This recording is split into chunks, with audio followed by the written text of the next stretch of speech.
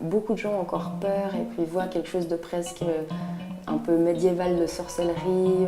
Il y a beaucoup de gens qui ont peur de perdre le contrôle. Et c'est vrai que comme chaque chose qui est nouvelle, ça fait toujours un petit peu peur. Mais je suis confiante qu'avec le temps, les gens vont comprendre qu'en fait, c'est quelque chose de tout simplement agréable et puis c'est tout bénef.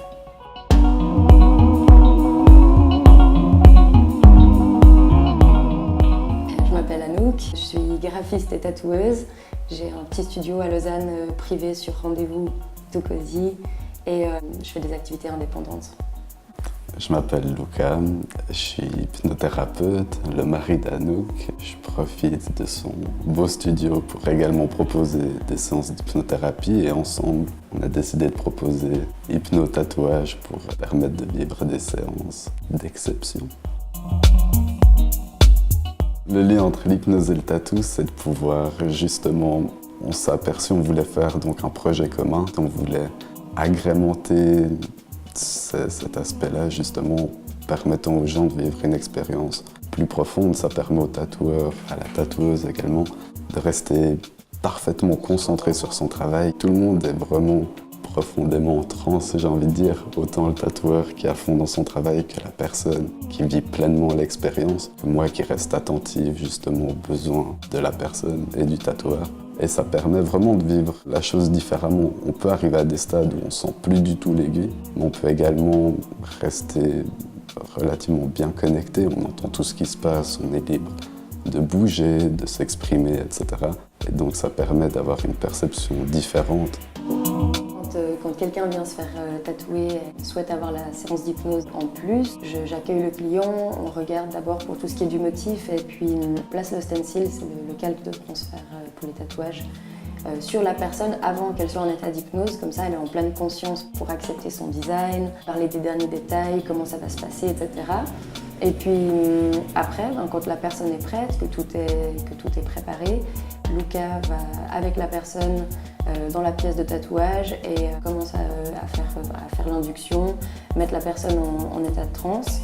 J'attends un petit 5-10 minutes et quand il me fait un petit signe, eh bien, je peux venir et on commence la séance tatou. Pour que le client puisse vraiment bien comprendre la différence entre le fait d'être hypnotisé ou non pendant sa séance, on aime bien lui demander de nous mettre une note de 1 à 10 sur son ressenti, sur sa douleur, avant d'être hypnotisé. Et puis ensuite, quand l'hypnose commence, de réduire cette douleur. Et comme ça, il a un comparatif. Certaines personnes ne vont peut-être pas arriver à une douleur zéro. Et du coup, c'est bien de pouvoir comparer avec comment ça donnerait s'il n'était pas hypnotisé.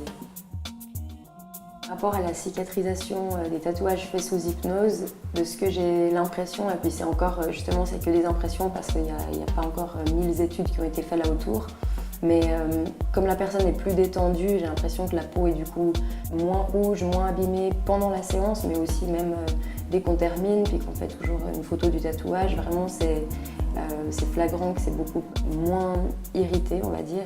Et du coup, je pense que ça, c'est en lien avec la cicatrisation aussi, qui fait que si la peau est moins abîmée, qu'il y a eu un trauma, on va dire, plus léger, en fait, ça peut juste cicatriser de manière plus rapide et puis un peu plus douce. Le fait que ça saigne moins, ça croûte moins. Si ça croûte moins, l'encre, elle reste mieux. Et de cause à effet, le tatou devient particulièrement beau. Par exemple, une métaphore qui peut aider pendant le tatouage, c'est de s'imaginer tenue de chevalier, par exemple, ou juste une armure. En général, j'essaie de rester le plus vague possible et les gens après disent « Ah, j'étais dans l'armure d'Iron Man, etc. » ou des choses assez surprenantes. Plus tu restes vague, plus la personne a de liberté dans ce qu'elle va vivre. Quand toi, tu te faisais tatouer, on a un ami qui a pu hypnotiser Luca pendant qu'il se faisait tatouer. Et t'avais pas quelque chose où t'étais... Clément, c'était ton intelligence artificielle qui te guidait là. Ouais, c'était mon K2000 un petit peu, je sais pas comment expliquer, mais c'est vrai que il m'avait fait la suggestion d'une armure autre et je me voyais vraiment dans un prototype de l'armée, un truc indestructible en train de marcher. Et lui, quand il parlait, j'ai l'impression que c'était l'intelligence artificielle de l'armure, justement, mais c'est vraiment, tu restes conscient, mais en même temps, tu rêvotes, on va dire. Et du coup, quand tu es dans cet état-là, tu oublies l'aiguille, tout simplement. C'est assez particulier. Être conscient et rêver en même temps, c'est cool.